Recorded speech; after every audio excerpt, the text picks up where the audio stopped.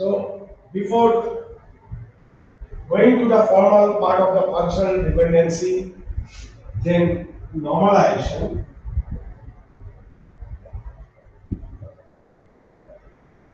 informally we look into some aspects of the design. So basically, this normalization, this is a formal way to analyze the database design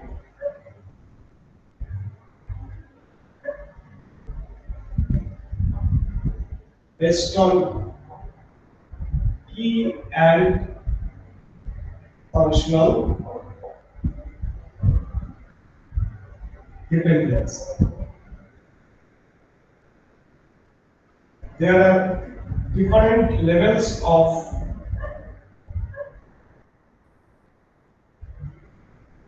normal form.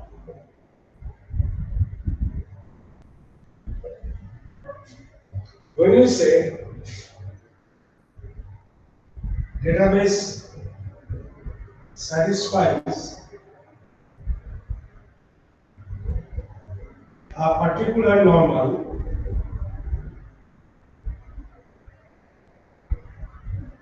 form, we talk about the highest level that it satisfies.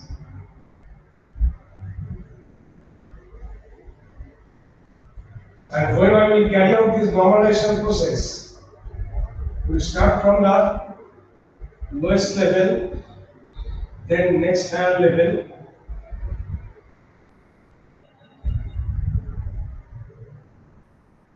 next this way it will go. We cannot jump to a higher level. We'll have to comply all the lower level. So if it is satisfying a kth form, that means it satisfies lower forms also. So we'll have to start from the lowest form, then only we'll be moving to the higher forms. So basically, it's a way of refining the database schema, obviously with certain goal. So before going into these formal aspects, let us look into some of the perceptions.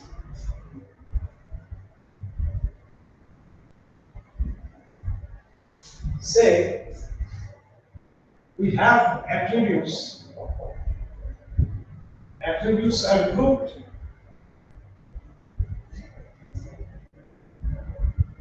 in a relational schema. So whenever the attributes have been certain attributes are grouped, it means certain meaning is associated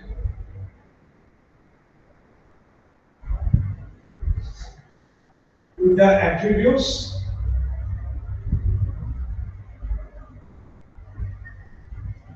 and there exists an interpretation also. Interpretation, and based on this,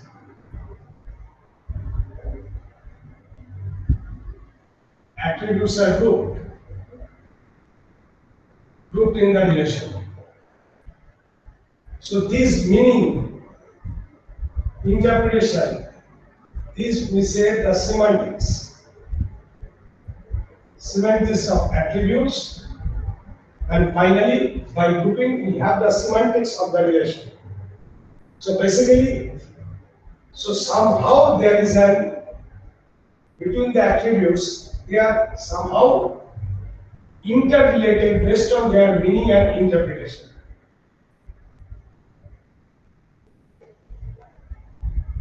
Based on meaning and interpretation.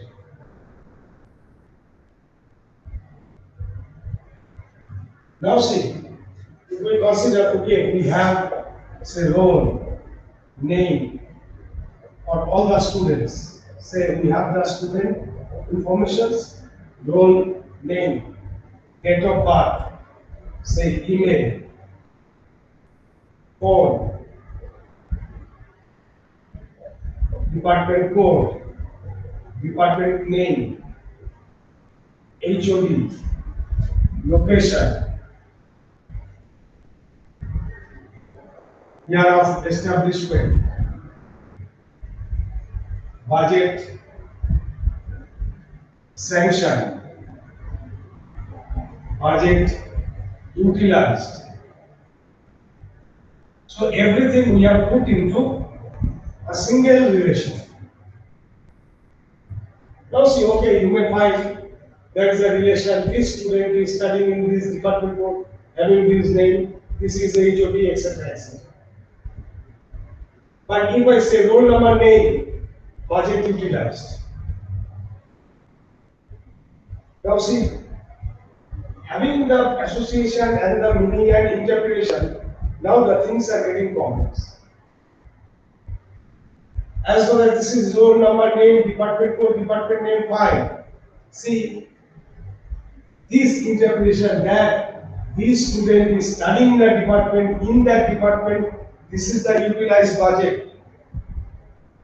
This is the budget sanction. So if we go on combining everything together, the meaning becomes complex.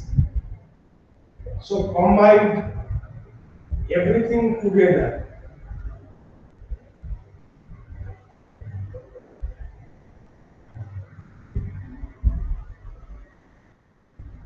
Meaning or interpretation becomes complex.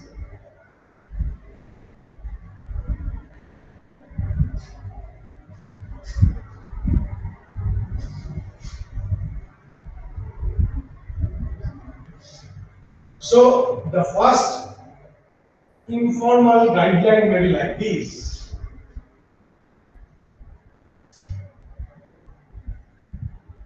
That a schema should correspond to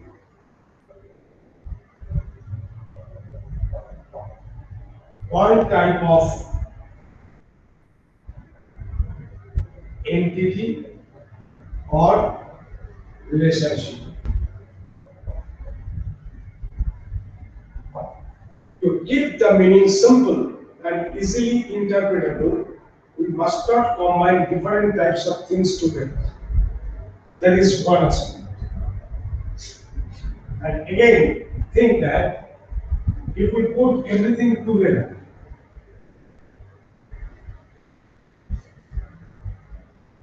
say in the student schema, if we consider say role, name, date of birth, phone, email, department code, department name, year of establishment, HOD, say, okay, let us stop at this. Now suppose, say in a department, number of students are there.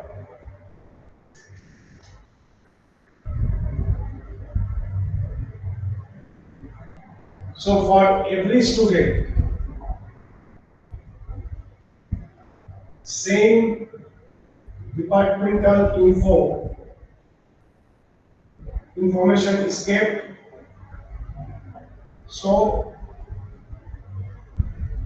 there may be redundancy. We know the difficulty of the problem of the redundancy. That is known to us.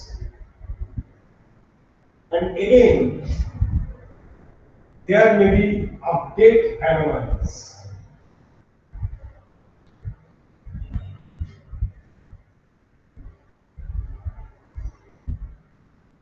Update anomaly consists of insert anomaly. Update is the generic term. deletion anomaly, and modification anomaly.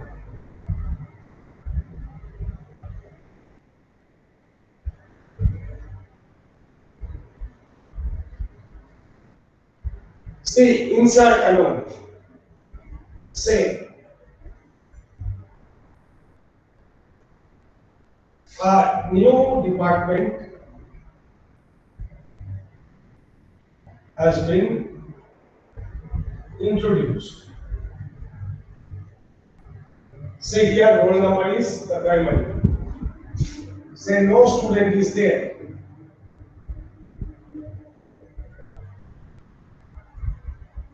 No student is there. It cannot be stored. It cannot be stored because primary key roll is null. Or say a student has come, department info is not known. So lots of null values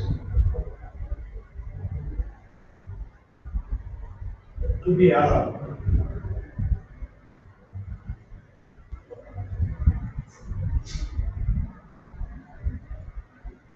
So if we have a fact relation that combines different entity types or different types of association, then some problem may occur. What is the redundancy? Another, as part of update anomalies we have seen, this is the insert anomaly. Either we are not in a position to store the data as the primary key is having the null value, or sometimes we can add, but lots of null values will have to allow in the table. Deletion anomaly. Suppose a student table is to be deleted.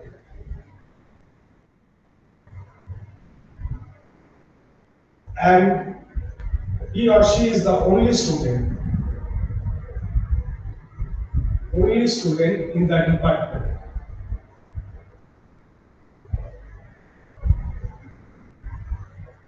Then we are losing the department information also. Department info is also lost. So that is the deletion anomaly. Modification anomaly. Suppose AQD of our department is changed. So whenever we are making certain changes in certain attributes, then maybe we have to go for modifying in multiple tables. So multiple student tables for the department are to be modified.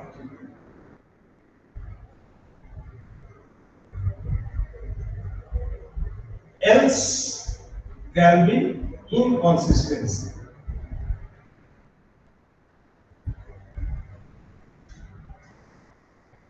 So that means if it is not properly designed, redundancy may occur and update anomalies that also may come up. So design must avoid redundancy and update anomalies.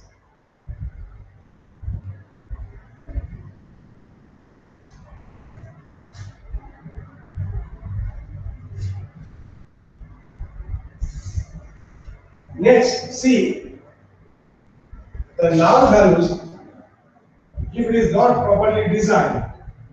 Suppose, okay, we are no longer considering these that kind of design, but say for the student information we are keeping, role, name, date of birth, phone, email, say department code, hostel ID, hostel name,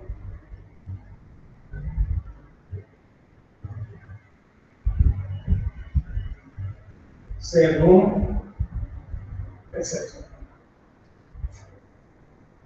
Now see, if we think about our scenario, for most of the students, this is not applicable.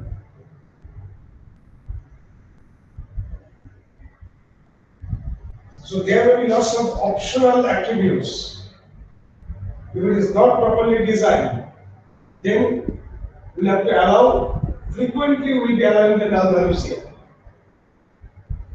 So design, and we know, see, whenever we are having the null values, see, whenever you are comparing like this, some value is greater than this, less than this, if it is possible that, say, score is greater than this, score is less than this,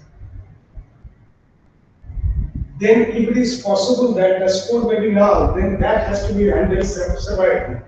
Say, score is not null and this, because this null value and with the comparisons, it is unpredictable. And again, in terms of join, lots of problem occurs, apart from the interpretation aspect. So, whenever we are designing the database, avoid at least frequent occurrence of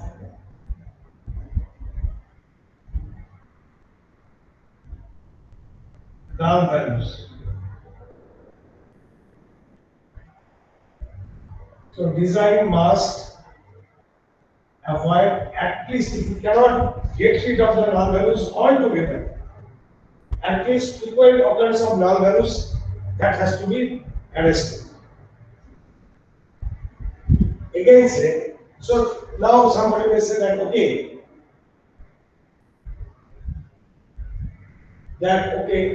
we will not put different types of entities together, rather we will be splitting it into different separate tables. Now suppose, whenever we are making the things, say for the department, suppose we have the location also. Say, you may say, I am doing it in a stupid manner, let it be so. Suppose we have divided the things like this: role, name, date of birth, phone, email, say year of establishment, then say department, with department code, department name, year of establishment, HOD, location. So this one refers to this. So we have decomposed the fact relation into two, as if this is the student, this is the department. Now if we carry out equal join based on common attribute, that is our joining attribute.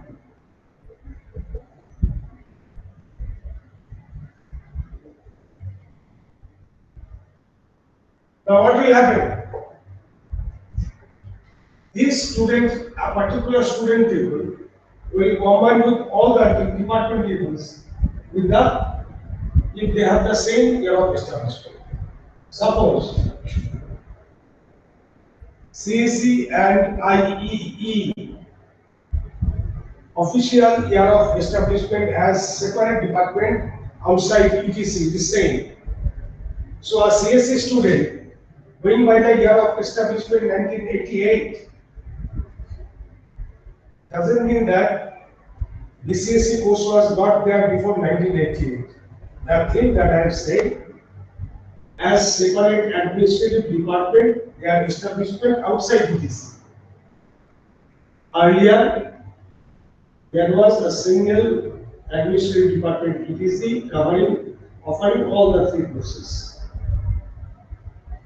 So ETC had the year of establishment earlier. I mean, prior to that there was electrical, under that it was ETC. There was a segregation, electrical ETC, then in 88 there is a three separate departments. So it is having its own year of establishment, this two is 82. Then what will happen? A CSE people with year of establishment 88 will also combine with CSE and IEE both. So see, may generate, if it is not properly done, may generate unwanted pupils. Formally we say, so on joining two relations, on joining may generate some unwanted pupils. Those we say spurious pupils.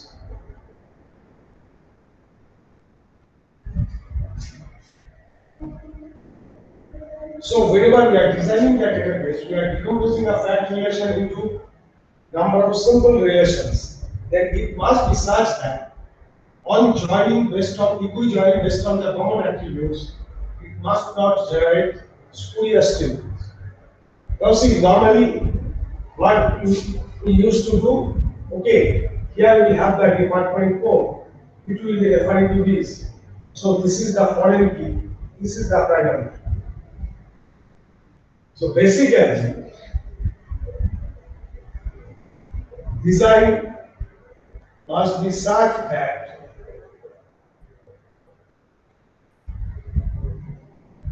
it is possible to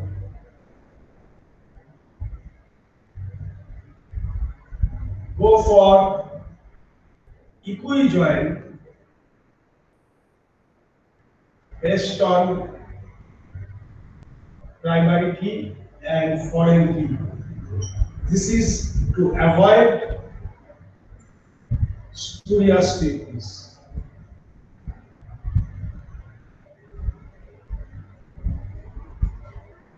So that's why whenever we have talked about those ER diagram to relation design, mapping the ER diagram to the relations as per relational model, every time I used to emphasize that this is the primary key, it will be foreign key there. All the time we try to correlate based on those primary key, foreign key. The target was that if we go for equi-join to gather the information so that it must not give rise to spurious statements. So see, informally these are the design guidelines.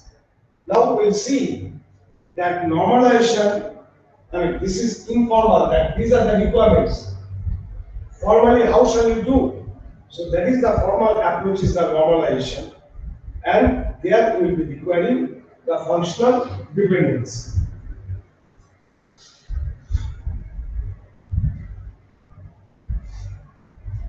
So whenever we talk about this functional dependency, keep in mind the universal relation.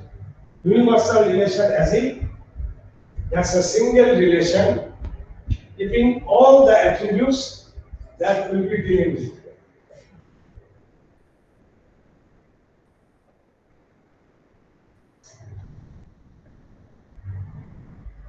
So this is single relation. If I represent my whole database as a single relation, don't get confused with the universal relation as we discussed in the context of relational calculus.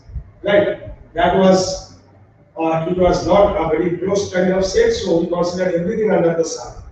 That we can see or cannot see, whatever it is.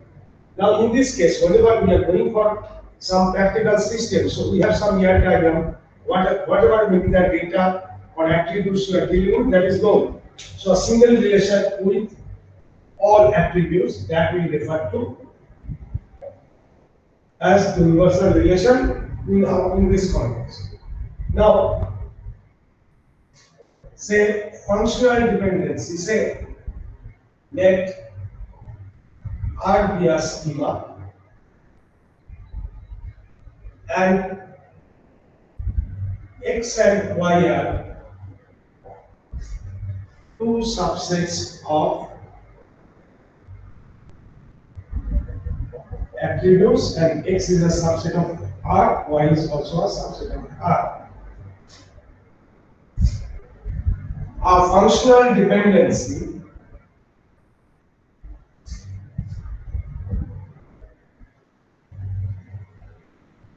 X implies Y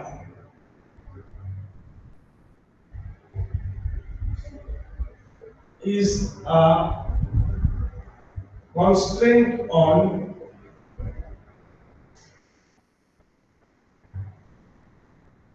two set of attributes. It is a constant on two sets of attributes. And functional dependency, so a functional dependency specified on this relation R. So functional dependency X implies Y means all pupils in its extension must satisfy it. We'll come to this point later. So, what does it mean? X implies Y. For any two pupils, T1, T2 belonging to the state of R, if T1x equals to T2x, then T1y equals to T2y. So for any pair of pupils T1 and T2, if the value of x, this set of attributes is same, then value of y is also same. Then we will say x determines y. What does it mean? As if in a very informal terms, as if I know the value of x, I can say what will be the value of y. X functionally determines y. If I know the value of x, I can say what will be the value of y. If I know what is your score, I can specify what is the grade. But my reverse is not true. Two grades are same. I cannot say. So, score implies grade. So, if two scores are same, two grades are also same. But if two grades are same, two scores are not same. 75, 78, both are coming to the same grade, but scores are not same. But see, so one thing is that, as per the definition, if two scores are same, then two grades are also same. In other terms, the informally that I have said, if I know the value of x, without any ambiguity, I can identify, I can specify what is the value of y. If I know the roll number, I can specify what is the name from my database. But if I know the name, I may not be able to say the roll number, because two students theoretically can have the same name. Right? So now this part, see, we have a schema, we have the states also. We say the legal state. Say we may have a set of functional dependency F specified on R.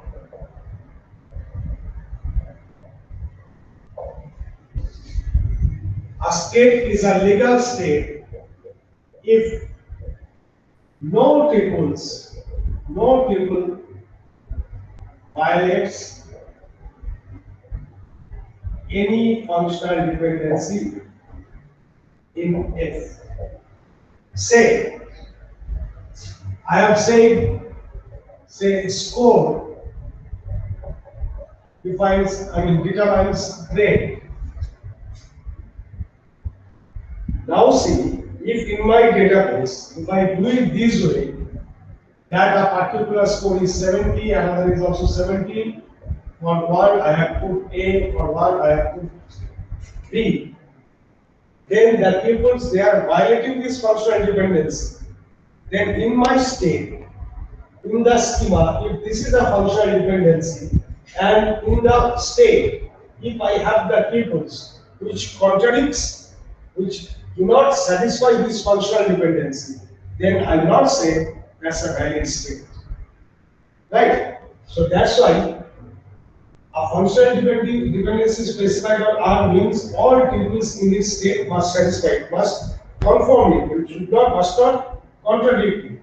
If it contradicts, then that state is not a valid state and that tuple is not a legal tuple. So one goal whenever we are operating with the database, one goal is that the database always must be in valid state. That means all the tuples, they are the legal tuples, not violating any of the functional dependencies. So try to remember, we have talked about different types of constraints. Model level constraint, schema level constraint. Then we have said we have other kind of data-driven kind of thing, that is the functional dependency constraint. That we are talking about that. Now, this design, the process of normalization, it takes care of this functional dependency. Now, so you can also understand that X implies Y if holds on the state or say specified on the schema, specified on the schema that holds on the state. It doesn't mean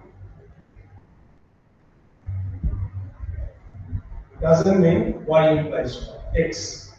So these we can understand. The things that we have discussed right now. Score implies grade, but the reverse is not true. If X is a candidate key, then X implies the whole schema. Because if this is a candidate key, no two tuples, what does it say? If T1 X equals to T2X, then T1R equals to T2R. X being the candidate key, we cannot have a pair of tables with the same value of the candidate. So obviously, always we can say X implies R. If we go by the classical definition, we cannot have T1X equals to T2X. So this situation doesn't arise. Physically, what I have said that X determines R, as if I know the value of X, I can determine the value of R from my database. This is true. As X is candidate key, it's unique. So if I know the value of the candidate key, I can uniquely identify the table. I can give you the value of the all other attributes. So if X is the candidate key, then it determines or it implies the whole schema. Now, mind it that the functional dependency, this is a constraint on the set of attributes. Constraints on the set of attributes. On two sets of attributes, X and Y. It is specified on the schema, so it's constant on the attributes, constant on the schema. Tuples are bound to satisfy those. Now, given the state of the relation,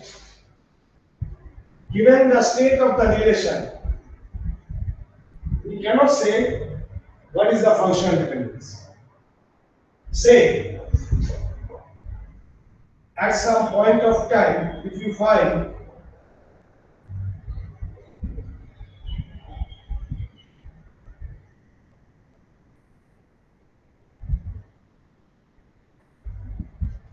you may say this is a candidate key. because no two values are same. But is it so? Tomorrow, another student may come with the same name. So looking into the state of the relation, we cannot identify the functional dependencies. Functional dependency will arise from the domain itself. So we'll have to study the domain, we'll have to see what is the meaning, semantics, interpretation, relationship. From there, we'll have to identify the functional dependencies. So it's not that given the set of data, looking into the set of data, we'll be identifying the functional dependencies. Right? Because at a point of time, it may give you some impression. But as the state is ever changing, so that assumption that you have made, that will become false at the very next instance. So looking into the state, we cannot identify the functional dependencies. Given the functional dependencies on the schema, we can verify whether the state violates those functional dependencies or not. So this has to be very clear.